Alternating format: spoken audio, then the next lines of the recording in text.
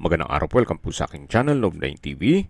Patalasasan po, meron po ba kayong mga properties na napapabayaan or non-performing assets? Plan nyo ibenta, pero wala kayong oras sa pagbenta nito. Kung ito'y pagkakatiwala nyo po sa amin, tawag lang po kayo sa aking numero, usap po tayo, gawin ko po ng video for free. Yes, libre po, wala po kayong babayaran. Tutulungan pa namin kayong mabenta ang inyong property. Kami na po bala sa marketing, sa boosting or paid ads.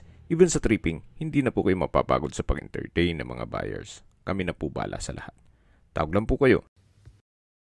Nandito po tayo ngayon sa Tagaytay kung saan meron po tayong bagong video presentation, isang residential property na may lot area na 300 square meters.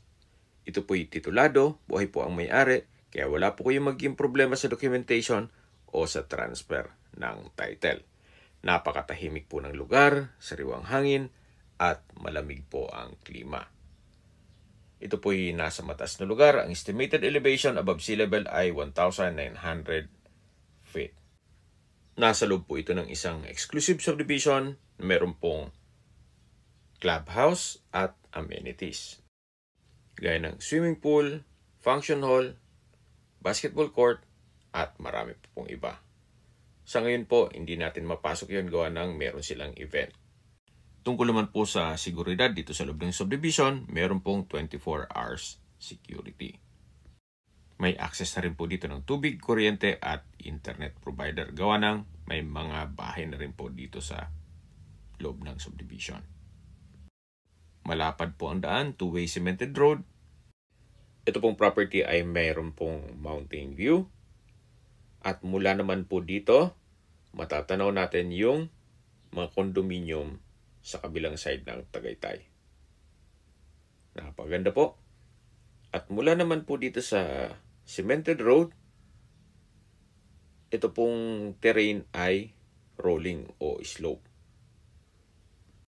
Para may idea po kayo, ganito po ang magiging disenyo ng bahay nyo kung sakaling ma-acquire nyo ito.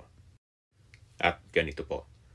Kaya please manage your expectation. Once na mag-set tayo ng tripping, baka mag-expect kayo na patag. Ito po'y rolling po ang terrain nitong lupa. Sa mga nag-skip po ng video, summarize ko lang po, ito pong property ay nasa Tagaytay, sa loob na isang exclusive subdivision na meron pong 24-hour security at kumpleto ang amenities. Ito po'y titulado at may sukat ng lupa na 300 square meters.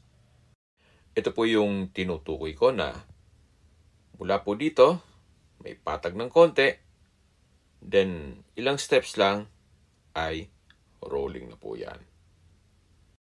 At pag natabasan naman po, matatanaw nyo naman ang mountain view, pati dun sa mataas na lugar ng Tagaytay.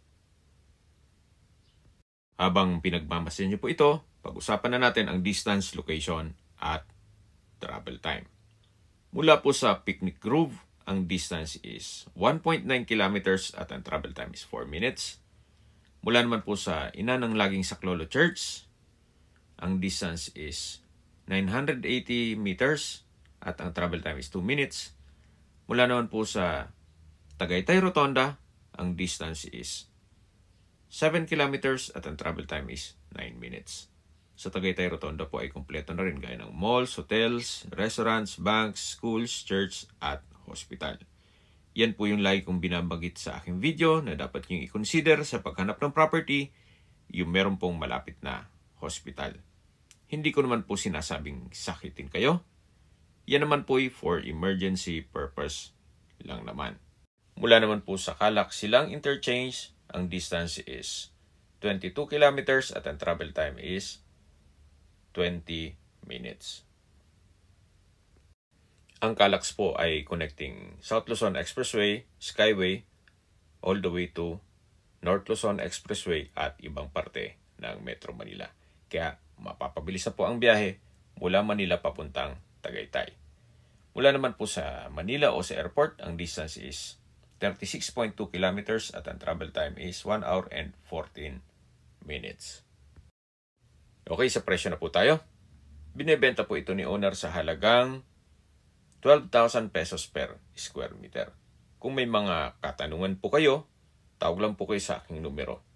Sa mga kababayan naman natin nasa ibang bansa, meron po akong Telegram sa mga iPhone user man, may iMessage, meron din pong Imo, Skype, Viber at WhatsApp.